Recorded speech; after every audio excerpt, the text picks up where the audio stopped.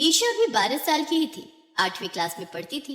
इस उम्र में ईशा को जीव जंतुओं की खोज करने का, उनके बारे में जानने का शौक हुआ।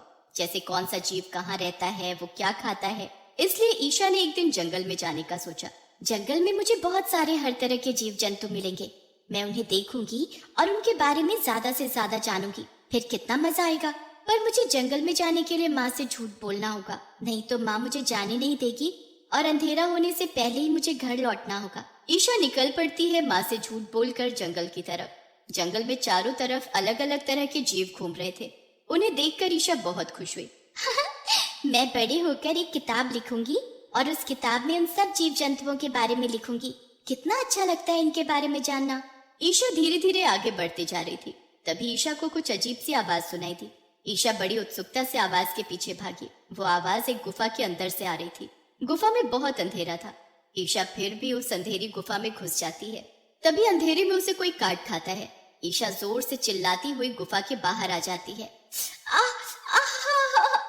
ये मेरे हाथ पर किसने काटा? बहुत दर्द हो रहा है मुझे।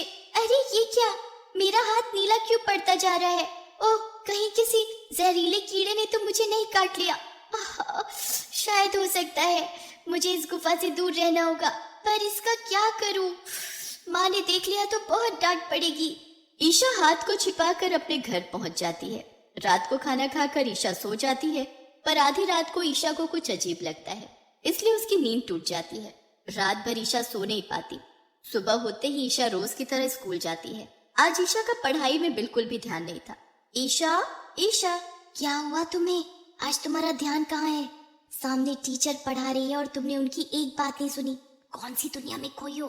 आज मेरी तबीयत कुछ ठीक नहीं लग रही, बस और कुछ नहीं। तभी टीचर ईशा को खड़ा कर देती है। तुम खड़ी हो जाओ। और जब तक मैं ना बोलूं बैठने को, तो बैठना नहीं, बिल्कुल भी, समझी? पढ़ाई पर बिल्कुल भी ध्यान नहीं है तुम्हारा। टीचर के जाते ही क्लास के सभी बच्चे ईशा को चिढ़ाने लगते हैं। उन्हीं सब में एक काजल नाम की लड़की थी जो ईशा को कुछ ज्यादा ही चिढ़ा रही थी। स्कूल की छुट्टी के बाद इधर उधर ध्यान देने से अच्छा है कि तुम अपनी पढ़ाई पर ध्यान दो। वो तुम्हारे कीड़े मकोड़े तुम्हें पास नहीं कराएंगे। जब देखो उन कीड़े मकोड़ों में ही घुसी रहोगी। हंसती हुई काजल अपने घर चली जाती है। रात का वक्त था, ईशा को नींद नहीं आ रही थी। उसे काजल की बातें सोने नहीं दे रही थी। उसने मेरे जीव जंतुओं के बारे में ऐसे कैसे बोला? उसे पता नहीं है कि ये जीव जंतु मेरे कितने करीब हैं। उनके बारे में मैं बुरा नहीं सुन सकती। ईशा को बहुत गुस्सा आता है। तभी ईशा चुड़ैल मकड़ी में बदल जाती है और आधी रात को चुपचाप काजल के घर पहुंच जाती है। उठ जा, तू मेरी नींद हराम करके आराम से कैसे सो सकती है? उठ, नहीं तो लात मारकर उठाऊंगी। कौन है? सोने क्यों नहीं देते? मुझे सुबह जल्दी उठकर स्कूल भी जाना होता है। जैसे ही काजल की नजर मकड़ी पर पड़ती है तो उसके डर के मारे पसीने छूटने लगते हैं। कौन हो तुम? देखो, मैंने कुछ नहीं किया। मुझे तुम कुछ नहीं करना। मुझे मेरी माँ के पास जाना है। माँ के पास नहीं, मैं तुझे जहन्नुम पहुंचाऊंगी।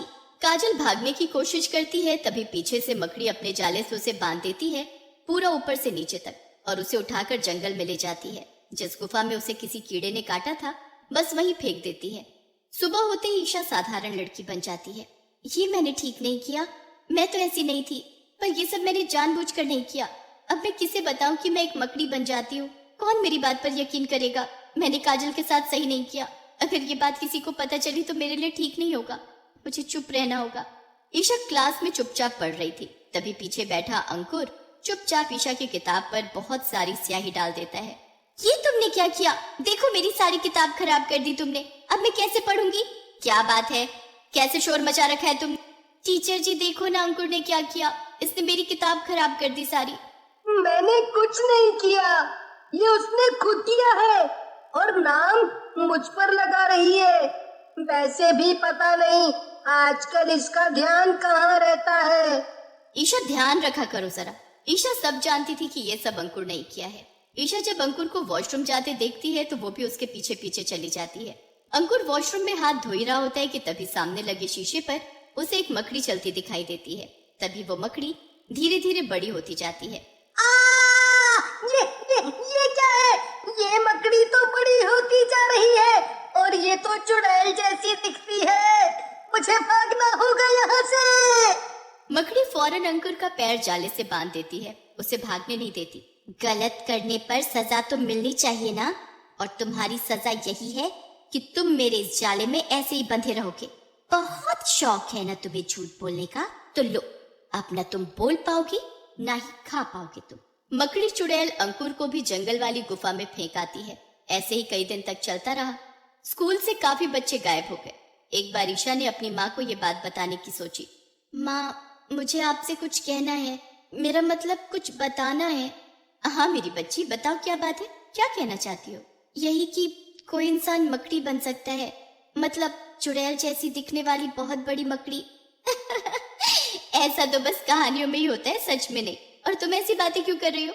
लगता है आजकल तुम मकड़ी पर कुछ ज्यादा ही सर्च कर रही हो, हाँ? इसीलिए तुम्हारे दिमाग में मकड़ी घूम रही है।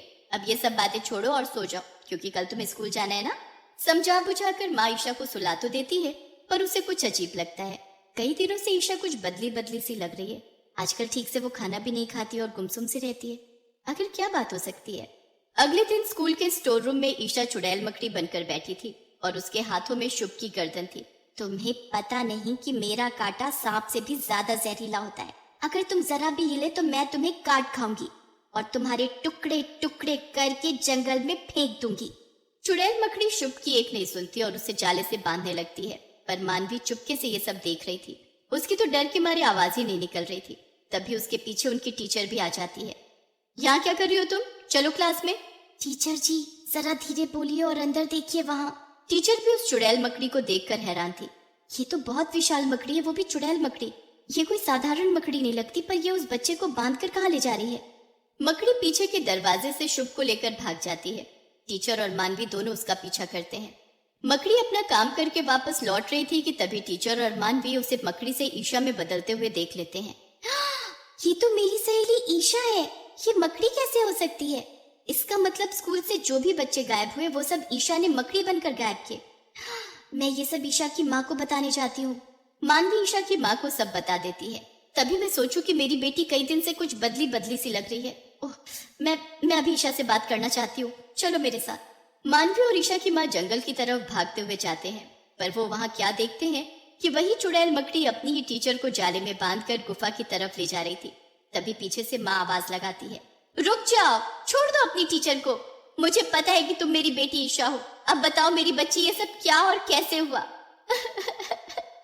माँ, मुझे बहुत दर्द होता है, तभी मैं ये चुड़ैल मकड़ी में बदल जाती हूँ और मुझे खुद नहीं पता होता कि मैं ये क्यों कर रही हूँ। मुझे बचा लो माँ, मुझे बचा लो। मकड़ी टीचर को छोड़ देती है। अब मुझे विस्तार से सब बताओ कि क्या कभी कुछ हुआ था तुम्हारे साथ? चुड़ैल मकड़ी वो सब बता देती है जो उस दिन उसके साथ जंगल में घटा। इसका मतलब तुम्हें नहीं पता उस गुफा में क्या था? तुमने देखा ही नहीं?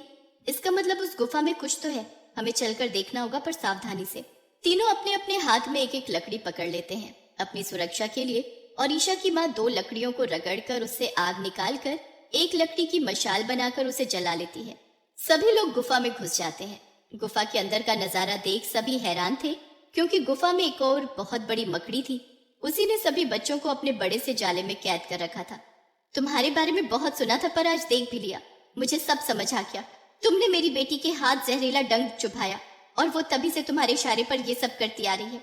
इन सभी बच्चों को आजाद कर दो, जाने दो, नहीं तो मैं तुम्हें जला दूंगी। मैंने किसी का क्या बिगाड़ा? मैंने तो कभी किसी को परेशान भी नहीं किया। फिर ये तुम्हारी बेटी मुझे और मेरे बच्चों को इस गुफा में परेशान करने क्यों आई? अगर उन्हें कुछ हो जाता तो मैं उनके बगैर कैसे जीती? देखो, मैं किसी को नुकसान पहुंचाने नहीं आई थी। मैं तो बल्कि इन सभी जीव जंतुओं से बहुत प्यार करती हूँ। बस इनके बारे में ढेर सारी जानकारी जुटाने के लिए जंगल आई थी, न कि तुम्हें और तुम्हारे बच्चों को नुकसान पहुंचाने। विशाल मकड़ी को सब समझ आ गया था, इसलिए वो ईशा को एक पौधे की पत्ती देती है और उसे खाने को बोलती है। उस पत्ती को खाते ईशा पहले जैसी हो जाती है और विशाल मकड़ी सभी बच्चों को आजाद कर देती है।